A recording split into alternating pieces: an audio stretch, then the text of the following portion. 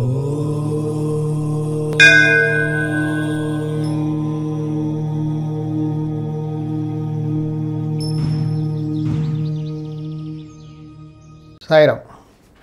నేను మీ విశ్వకర్మ వాస్తు యూట్యూబ్ ఛానల్కి స్వాగతం.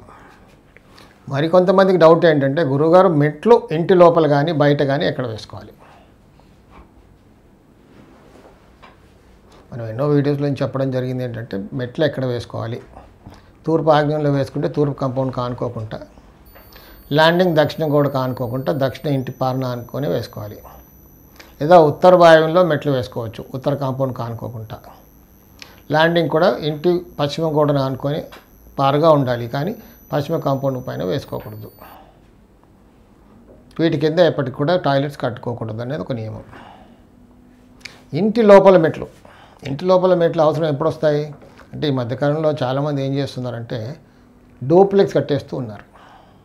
ఇంటి లోపల నుంచే మెట్లు, క్రింద గ్రౌండ్ ఫ్లోర్లో మాస్టర్ బెడ్రూమ్, కిచెన్, ఒక పూజ, లివింగ్, డ్రాయింగ్, పైన 2 బెడ్రూమ్స్ 3 బెడ్రూమ్స్ ఫస్ట్ ఫ్లోర్లో. కొంతమంది ట్రిపుల్ఎక్స్ కూడా కడుతున్నారు. వీటికి మెట్లు ఇంటి లోపల నుంచి. వీటికి దక్షిణంలో మెట్లు వేసుకోవచ్చు. ఆగ్నేయం కిచెన్కి, మాస్టర్ బెడ్రూమ్ నైరుతి బెడ్రూమ్కి మధ్యలో మెట్లు వేసుకొని పైకి వెళ్ళచ్చు. లేదు పశ్చిమంలో కూడా వేసుకోవచ్చు, కానీ పశ్చిమ వాయువ్యానికి వెళ్ళకుండా ఉత్తర వాయువుని టచ్ అవ్వకుండా వేసుకోవాలి. మధ్యలో పశ్చిమంలో వేసుకున్నా తప్పలేదు. కానీ వీటి కింద ఏం చేస్తున్నారంటే, చాలామంది ఇలా కడుతున్నారు డూప్లెక్స్. దక్షిణంలో మధ్యలో అంటే ఆగ్నేయం వంటగదికి మాస్టర్ బెడ్రూమ్ మధ్యలో డూప్లెక్స్ పైకి వెళ్ళి డబుల్ ఫ్లైట్ స్టేర్స్ వేసుకున్నారనుకోండి. ఒక కామన్ టాయిలెట్ కావాలి కదా, ఒక పౌడర్ రూమ్ అనేసి ఆ మెట్ల కింద కడుతున్నారు. సరే, కట్టడంలో తప్పేం లేదు, కానీ చాలా చోట్ల ప్రాక్టికల్గా ఒక పెద్ద మిస్టేక్ చేస్తున్నారు. పైకి వెళ్ళడానికి ఈజీగా ఉండాలి కాబట్టి డబుల్ ఫ్లైట్ స్టేర్స్కి మిడ్ ల్యాండింగ్ 5 ఫీట్లో ఎక్కడో వేస్తున్నారు, లేదా 6 ఫీట్లో వేసుకున్నారు అనుకోండి.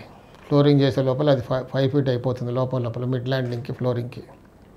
టాయిలెట్ దాని కింద కట్టుకున్నారు, ల్యాండింగ్ కింద.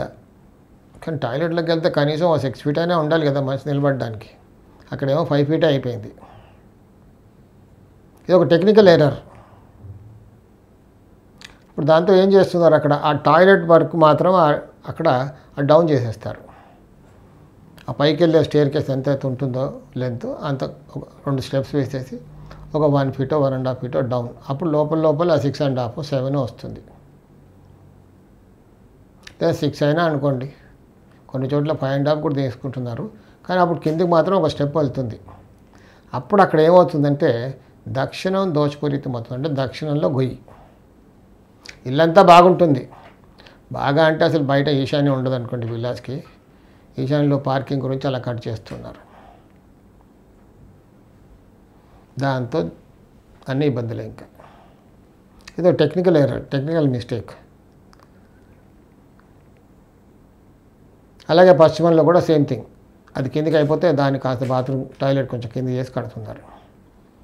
ఈ టెక్నికల్ ఎర్రర్స్తో పశ్చిమంలో గొయ్యి అవుతే మగవాళ్ళు ఇబ్బంది పడుతున్నారు, దక్షిణంలో గొయ్యి అయితే ఆడవాళ్ళు ఆరోగ్యాలకి చాలా హాని జరుగుతుంది. అలాగే డబ్బులకు కూడా చాలా ఇబ్బందికరంగా ఉంటుంది. మగవాళ్ళకి అసలుకి ఏం పనులు అవ్వవు. అస్తమానం స్ట్రగుల్. ఒక 100% స్ట్రగుల్ చేస్తే మనకు మిగిలేదు ఒక 20% రిజల్ట్స్. దాంతో ఇంక ఇబ్బంది పడిపోతున్నారు. అంతా బాగుంది కానీ మాకేం పనులు జరగట్లేదని తీరాలి చూస్తే అక్కడ ఇది మిస్టేక్, అక్కడ టెక్నికల్ ఎర్రర్. దాన్ని మనం ఏం చేయలేం. ఇంకా మళ్ళీ మెట్లు పడగొట్టి కట్టలేము. మెట్లు పడగొడితే మళ్ళీ ల్యాండింగ్ కొంచెం పైకి అని కట్టాలి, లేదా దాంట్లో మట్టి శాండ్ పోసేసి నింపేస్తాం. అంటే కింద కామన్ టాయిలెట్ అంటూ ఉండకుండా పోతుంది. ఈ టెక్నికల్ ఎర్రర్ కొంచెం మెజర్మెంట్స్, లెవెల్స్, మెట్లు వేసే ముందు ఫ్లోర్ లెవెల్స్ ఇవన్నీ కరెక్ట్గా మార్క్ చేసుకొని కట్టుకుంటే ఇలాంటి దోషం జరగకుండా ఉంటుంది. ఇది ఒక టెక్నికల్ ఆస్పెక్ట్. ఇది సాయి రక్ష.